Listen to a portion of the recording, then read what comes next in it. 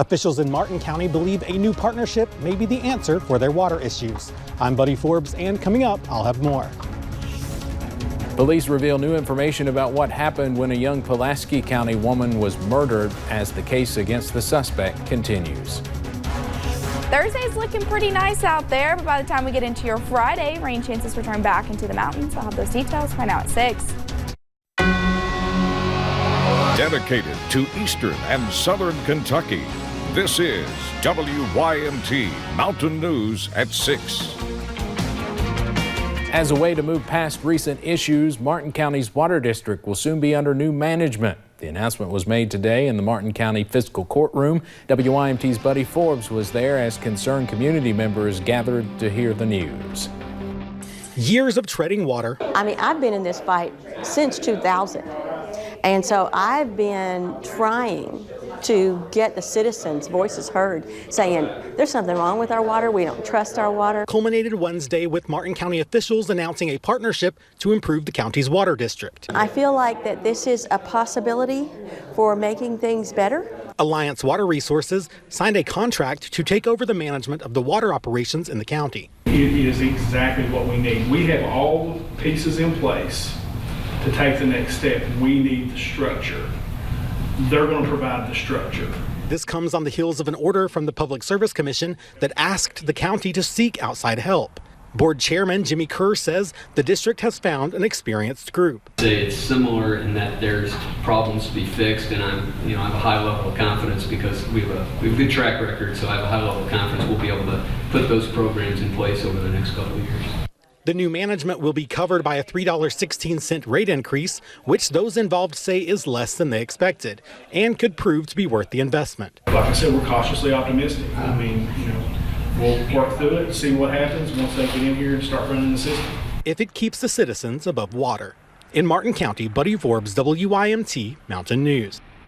The exact details of the contract are not public right now, but the partnership will begin in January. Those involved say it will not be an overnight fix.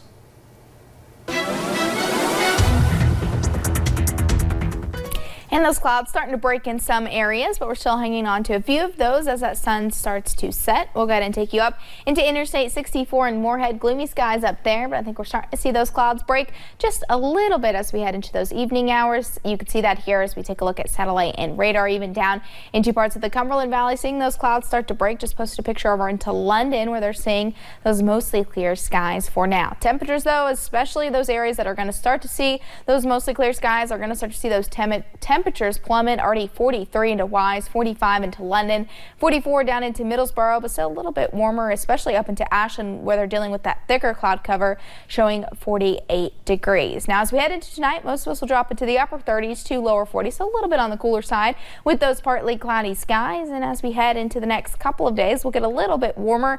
As we head into your Thursday, it'll be pretty nice out there, but rain chances move in Friday and Saturday as a cold front moves in, which is why those temperatures start to go back down into the upper 40s for highs on your Sunday. I'll have more details on that coming up in just a little bit. All right, thank you, Paige. A murder suspect appears in court charged in the death of a missing Pulaski County woman. Deputies think they found the remains of Liana Brumley earlier this month. Investigators say she was shot, hit with a hatchet, and then burned. Danielle Powell is charged with the murder of Brumley. She pleaded not guilty in court last week. Today, new testimony giving her defense, saying she was forced at gunpoint to kill Liana Brumley. WYMT's Phil Pendleton was in the courtroom today. He has reaction from Brumley's family. Liana Brumley and Danielle Powell were staying with Gerald Hendricks in late May when police say Brumley was led away from that house. When questioned by police in July, Powell told them that Gerald Hendricks threatened to kill her kids in front of her and then kill her if she didn't shoot and kill Brumley.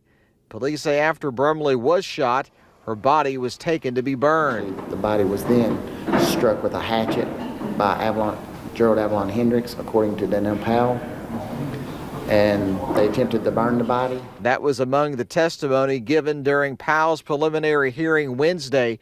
Right now, she's the only one charged with murder, but police do call both Gerald and Corky Hendricks suspects. Because I think she needs to get the same thing done to her as she did to my baby. It was an emotional afternoon for Brumley's family, who packed the first rows of the district courtroom.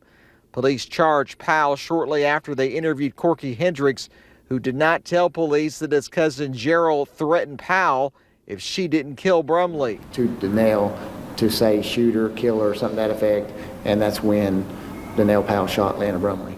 Police testified that burned human bones believed to be Brumley's were located. A judge found probable cause, and now a grand jury will consider indictments against Powell and the Hendricks cousins. In Pulaski County, Phil Pendleton, WYMT Mountain News. Today, we also learned a third person is now behind bars in a criminal abuse case. Investigators arrested Jerry Maynard on a warrant. Maynard is accused of physically abusing a child and a woman. Police say he hit the child with a wooden paddle and also slapped the child. He also faces a charge of wanton endangerment. They already arrested Kylene Anderson and Betty Maynard in relation to the case as well. A Clay County man is behind bars following a report of a stolen bike. Investigators arrested Curtis Hatfield this morning. Police say they found him on a bike previously reported as stolen. Deputies say he also had active warrants, and they found a check stolen from the Board of Education. Hatfield faces theft and forgery charges. Traffic is never fun, but around the holidays it can be especially frustrating. AAA is predicting near record travel numbers this Thanksgiving. They expect about 50 million people to hit the highways. Lori Weaver Hawkins with AAA Bluegrass told us the best days to travel are the Monday before Thanksgiving and Thanksgiving Day. Wednesday's the worst. We're going to see a lot of delays. In fact, they're talking about record delays in some of the metros. AAA is crediting a strong economy and slightly lower gas prices for the surge in travel numbers. Unfortunately, rental car prices are the highest they've ever been. The national average is about $75 a day. At the pump, we have mapped out what you can expect here in eastern Kentucky as we approach next week. The national average is about $2.59. Here in the Bluegrass, it sits at $2.34. You'll notice around I-75 and Letcher County, gas is lower than the rest of the mountains. You'll find the lowest average in eastern Kentucky in Bell County. A man died in a morning Estill County crash, and Kentucky 89 near the Powell County line was closed for hours. State troopers believe Kelsey Wheeler was driving south on Spout Springs Road when she lost control in a curve. Police say Wheeler crossed the center line and crashed into Justin Carson. Carson died at the scene. Rescuers sent Wheeler to UK Hospital with non-life-threatening injuries. Corbin Independent Schools have come together getting food for a community meal before Thanksgiving that will hopefully feed hundreds in need. WYMT's Hannah Reynolds talks to some of the students who are helping to make it happen. Not everyone has somewhere to go for a Thanksgiving meal.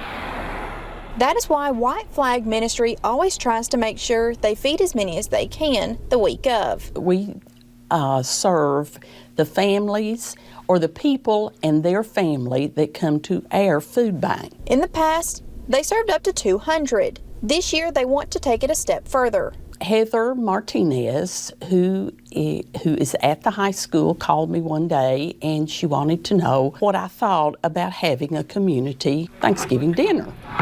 So here we are. The community has came together tremendously. Restaurants are cooking, so you all don't have to worry about me cooking the meal. We have everywhere several local restaurants and a couple chains who are preparing our dinner. And Corbin Independent Schools collected food so those in need have food to prepare a dinner on Thanksgiving Day. The students' biggest hope for Monday night's dinner? I'm really excited about seeing all the smiles. I feel like it's always a good thing to make someone smile, and it's nice to see people smile outside of Corbin High School. The goal is to double or triple the ministry's numbers. In Corbin, Hannah Reynolds, WYMT Mountain News.